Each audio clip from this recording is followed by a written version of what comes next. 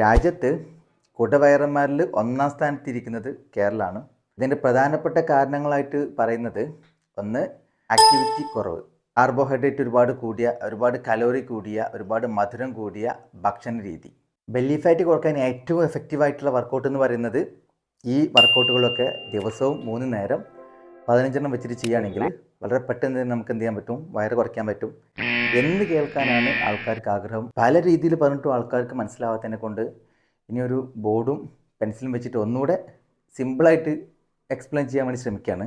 നമ്മുടെ ദൈനംദിന ജീവിതത്തിലെ പ്രവർത്തനങ്ങൾക്ക് ഊർജ്ജം വേണം. അപ്പോൾ ഈ ഊർജ്ജം കിട്ടുന്നത് എവിടെ നിന്നാണ്? നമുക്ക് ഭക്ഷണത്തിന്. ഒരു ദിവസത്തേക്ക് വേണ്ട ഊർജ്ജം എത്ര എന്നുള്ളതിനാണ് ടോട്ടൽ ഡെയിലി എനർജി എക്സ്പെൻഡിച്ചർ എന്ന് പറയുന്നത്. അത് ഓരോരുത്തർക്കും ഡിഫറെൻ്റ് ആയിരിക്കും. ഈ ഊർജ്ജം ഉപയോഗിക്കുന്നത് ശരീരത്തിൻ്റെ ബേസൽ മെറ്റബോളിക് പ്രവർത്തനങ്ങൾക്ക് വേണ്ടി ഉപയോഗിക്കും. ശ്വസനം, ദഹനം തുടങ്ങിയ ഒരുപാട് കാര്യങ്ങൾക്ക് ഉപയോഗിക്കും. അതുപോലെ തന്നെ നമുക്ക് കായിക പ്രവർത്തനങ്ങൾക്ക്, ആക്ടിവിറ്റീസിനൊക്കെ എന്ത് ചെയ്യും, ഊർജ്ജം ഉപയോഗിക്കും. ഒരുപാട് ഊർജ്ജം ഉള്ളിലെടുക്കുന്നുണ്ടെങ്കിൽ, ഒരുപാട് ഭക്ഷണം കഴിക്കുന്നുണ്ടെങ്കിൽ അയാൾക്ക് ഊർജ്ജം ബാക്കി ഉണ്ടാവും. ടോട്ടൽ ഡെയിലി എനർജി എക്സ്പെൻഡിച്ചറിൽ ഊർജ്ജം ബാക്കി ഉണ്ടാവും. ഈ ബാക്കിയുള്ള ഊർജ്ജം ശരീരം എന്ത് ചെയ്യും, നാളത്തേക്ക് വേണ്ടിയിട്ട് സ്റ്റോർ ചെയ്ത് വെക്കും. ഈ സ്റ്റോർ ചെയ്ത് വെക്കുന്നതാണ് എന്ത്, ബെല്ലി ഫാറ്റ്, സൈഡിലെ ഫാറ്റ്. നമുക്ക് എങ്ങനെയാണ് ഫാറ്റ് ഉണ്ടാകുന്നത് മനസ്സിലായി. ഭക്ഷണത്തിൽ നിന്ന് നമ്മുടെ ശരീരപ്രവർത്തനങ്ങൾക്ക് എടുത്തതിൻ്റെ ബാക്കിയുള്ളതാണ് സ്റ്റോറേജ് ആണ് ബെല്ലി ഫാറ്റ് എന്ന് പറയുന്നത്.